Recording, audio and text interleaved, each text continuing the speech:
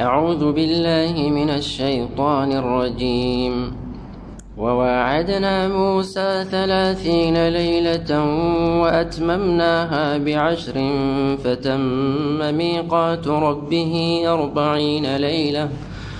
وقال موسى لأخيه هارون اخلفني في قومي وأصلح ولا تتبع سبيل المفسدين. ولما جاء موسى لميقاتنا وكلمه ربه قال رب أرني أنظر إليك.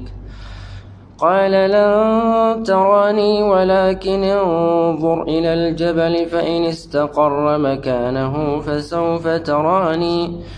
فلما تجلى ربه للجبل جعله دكا وخر موسى صعقا. فلما أفاق قال سبحانك تبت إليك وأنا أول المؤمنين. قال يا موسى إني اصطفيتك على الناس برسالاتي وبكلامي فخذ ما آتيتك وكن من الشاكرين.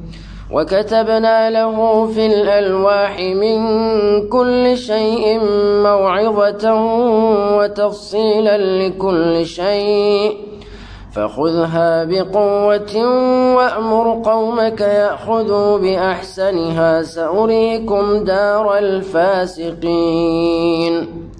سأصرف عن آياتي الذين يتكبرون في الأرض بغير الحق وإن يروا كل آية لا يؤمنوا بها وإن يروا سبيل الرشد لا يتخذوه سبيلا وإن يروا سبيل الغي يتخذوه سبيلا. ذلك بأنهم كذبوا بآياتنا وكانوا عنها غافلين.